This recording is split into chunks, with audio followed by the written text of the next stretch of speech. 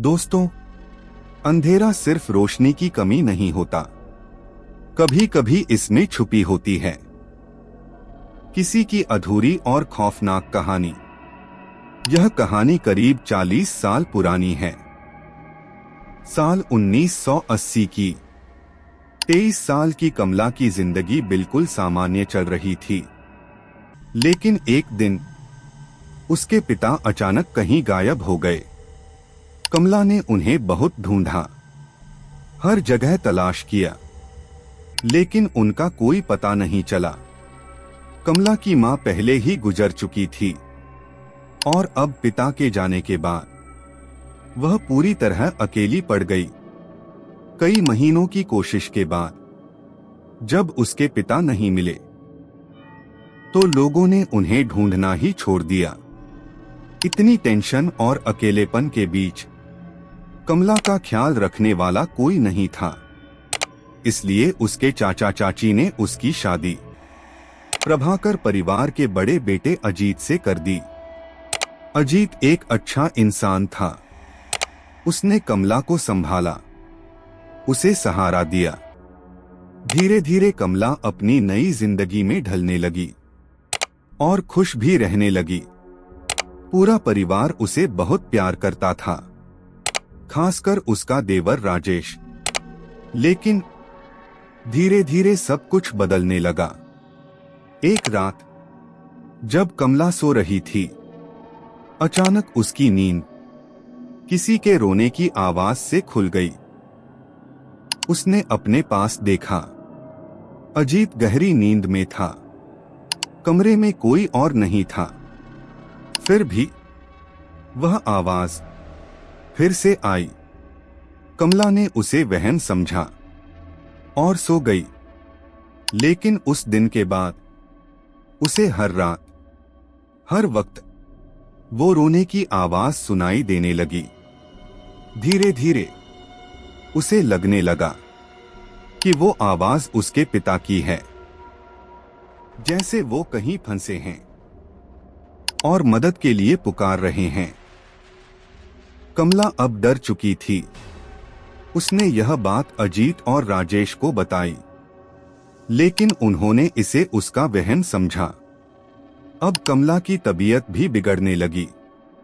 वह छोटी छोटी बातों पर गुस्सा करने लगी, लोगों को मारने की धमकी देने लगी। उसका व्यवहार अजीब होता जा रहा था, लेकिन आवाजें अभी भी उसका पीछा नहीं छोड़ रही थीं। एक दिन वह आवाज उसे हवेली के एक पुराने कमरे तक ले गई। जब कमला उस कमरे में गई तो उसने वहां एक काली मूर्ति देखी। उस मूर्ति को देखते ही उसे बेचैनी होने लगी। जैसे ही उसने मूर्ति को छुआ, उसे घुटन होने लगी, सांस रुकने लगी। डरकर उसने मूर्ति को छोड़ दिया। जैसे ही वह बाहर जाने लगी, उसके पैर से कुछ टकराया। वह एक इंसानी खोपड़ी थी। कमला ने ध्यान से देखा। पूरा कमरा इंसानी हड्डियों और खून से भरा हुआ था। उसी कमरे में उसे एक खत मिला। उसने पढ़ा। उसमें लिखा था कि यह मूर्ति श्रापित है और इसने पहले भी कई लोगों की जान ली है। तभी उसे अपने पिता की जोरदार चीख सुनाई दी और वह मूर्ति अपने आप हिलने लगी। कमला को भारीपन महसूस हुआ और वह वहीं बेहोश हो गई। जब उसकी आंख खुली, वह अपने कमरे में थी। परिवार वालों ने बताया कि वह ड्राइंग रूम में बेहोश मिली थी, जैसे कुछ हुआ ही न हो। लेकिन उस रात के बाद कमला हमेशा के लिए बदल गई। रात को अजीत कमरे में आया तो उसने देखा कमला बिस्तर पर नहीं थी। वह अंधेरे कोने में खड़ी, दीवार की तरफ मुंह करके जोर जोर से हंस रही थी। अजीत ने उसका नाम पुकारा। कमला धीरे धीरे उसकी तरफ मुड़ी और रोते हुए बोली, मैं निर्दोष हूं, मुझे बचा लो। अगले दिन उसकी हालत और खराब हो गई। वह हर किसी को मारने की धमकी देने लगी। उसका चेहरा बदलने लगा, आंखों के नीचे काले गड्ढे और अजीब हरकतें। एक दिन कमला के ससुर अपने कमरे में बैठे थे। तभी अचानक उन्हें पीठ में तेज दर्द हुआ। जब उन्होंने पीछे देखा तो कमला उनके पीछे खड़ी थी।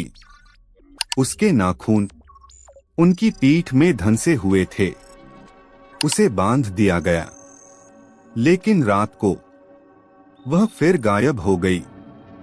अजीत जब कमरे में पहुंचा तो उसने देखा कमला अपने ससुर को जानवरों की तरह मार रही थी।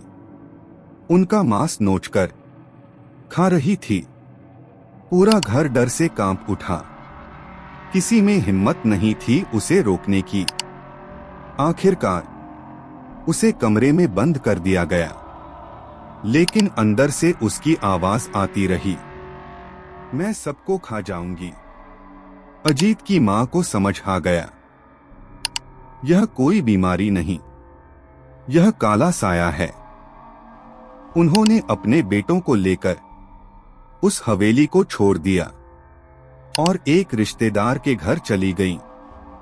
उन्होंने बताया कि उनके पूर्वज काला जादू करते थे और वह मूर्ति उसी शैतान की है। कुछ समय बाद उस हवेली से 4 लाशें मिलीं। अजीत, उसके माता पिता और कमला और राजेश। वह उस दिन के बाद कभी नहीं मिला। लोग कहते हैं आज भी उस हवेली में कमला की आत्मा भटकती है और जो भी वहां जाता है वह जिंदा वापस नहीं आता। तो दोस्तों, क्या आपको लगता है कि कमला सच में पागल हो गई थी या फिर वह एक शैतानी ताकत के कब्जे में थी? अगर आपको यह कहानी डरावनी लगी हो तो वीडियो को लाइक करें और ऐसी ही सच्ची और खौफनाक कहानियों के लिए चैनल को सब्सक्राइब जरूर करें, क्योंकि अगली कहानी और भी ज्यादा खतरनाक होगी। और याद रखिए, हर वीरान जगह सिर्फ खाली नहीं होती।